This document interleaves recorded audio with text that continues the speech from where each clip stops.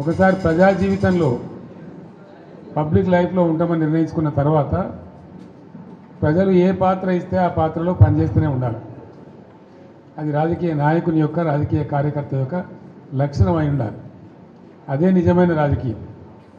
లేకపోతే రాజకీయాలకు ప్రజా జీవితానికి అసలు అర్థం లేదు, లక్ష్యం కూడా లేదు. అది గుడ్డెద్దు చేనులో పడి మేసినట్టుగా ఉంటుంది. ఇది ఒక నిరంతర ప్రక్రియ. ఈ ప్రక్రియను ఒకసారి మనం ఈ జీవితాన్ని ఎంచుకున్న తర్వాత నేను రాజకీయాలలో ఉండాలి, నేను ప్రజా జీవితంలో ఉండాలి అని ఒకసారి అనుకున్న తర్వాత నిరంతరం పనిచేస్తూనే ఉండాలి. మేము అధికారంలో ఉంటేనే లెక్క, మాకు పవర్ ఉంటేనే లెక్క. అందుకోసం మీ అందరికీ నేను మనవి చేసేది ఏంటంటే, మన పిఆర్ఎస్ పార్టీది ఒక ఉజ్వలమైన ప్రస్థానం.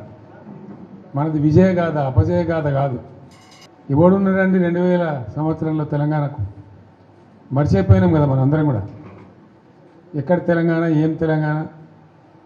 నన్నే అన్నారు చాలామంది, తెలంగాణ పోదాం రాదంటే క్యా దుకాణంలాగా సాబ్ అని మాట్లాడింది. అంత దారుణంగా మర్చిపోయింది. కంప్లీట్ బానిసలం అయిపోయినాం కదా ఆ రోజు. మన భాషను మాట్లాడడానికే భయపడ్డ రోజులు అది. మన సొంత మాతృభాషను బషీర్బాగ్లో కాల్చివేయటం ఇవన్నీ జరిగిపోయిన తర్వాత ఒక దశలో ఇంకా లాభం లేదని ఒక పిడికెడు మందితోని ఆనాడు చంద్రబాబు నాయుడు ప్రభుత్వం ఉండే రాష్ట్రంలో అతని చేతిలో 29 మంది ఎంపీలు, 185 ఎమ్మెల్యేలతో గెలిచిండు. 20 ఏళ్ళు రాజ్యంలో ఉంటా అంటాడు. పేపర్లు, మీడియా అంతా ఆయన చేతుల, సినిమా పరిశ్రమ వాళ్ళ చేతుల, మొత్తం పరిశ్రమలు వాళ్ళ చేతుల. వాళ్ళు గీసిందే గీత, వాళ్ళు రాసిందే రాత. ఆనాడు నేను తెలంగాణ రాజకీయం మొదలుపెట్టిన. ఎంత ధైర్యం కావాలా? చిన్న విషయమేనా? ఆ రోజు మొదలుపెట్టి కొట్లాడితే అద్భుతమైన విజయాన్ని సాధించి మనం తెలంగాణ సాధించుకున్నాం. తదనంతరం 10 years కూడా ఉజ్వలమైన పరిపాలన చేసినాం మనం. ఏ ఒక్కరిని వదిలిపెట్టలే. సరే, ఓట్లు వచ్చుడు రాకపోవడం పక్కన పెట్టండి. ఓట్లు మనకు మొత్తమే రాలేదని కాదు.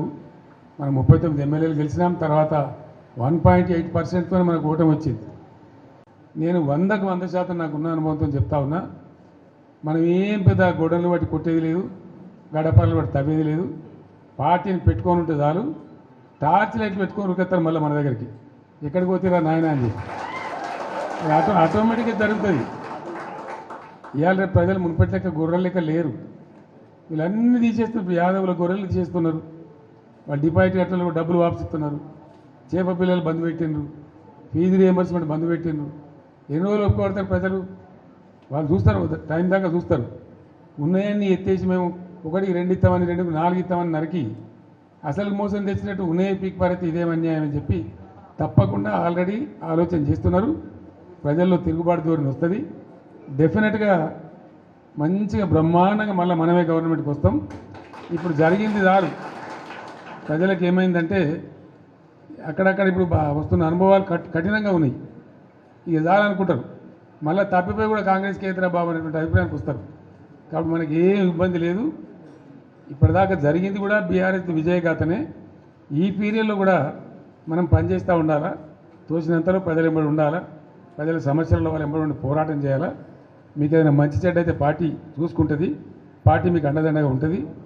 మీరు ఇంత పెద్ద ఎత్తున లార్జ్ స్కేల్లో మహబూబాబాద్ నుంచి, కొంత మన మేడ్చల్ నుంచి, మన నల్గొండ జిల్లా నుంచి నాయకులందరూ వచ్చినారు. చాలా సంతోషం. ఇక ముందు ఏం చేస్తామంటే వారానికి 1-2 నియోజకవర్గాలు పిలుద్దామనుకుంటున్నాం.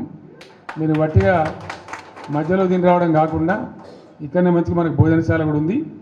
మీకు ముందే వస్తే చెప్పి వస్తే ఏమైందంటే 1000 మంది వచ్చిన బాధ లేకుండా ఇక్కడ మంచిగా భోజనాలు ఏర్పాటు చేస్తాం. మనం కాసేపు మంచిగా మాట్లాడుకోవచ్చు. అది నియోజకవర్గాల డేట్లు మేము త్వరలో ప్రకటిస్తాం. ఆ ప్రకారం వచ్చినట్టయితే కాన్స్టిట్యున్సీ బై కాన్స్టిట్యున్సీ ఈజీ ఉంటుంది.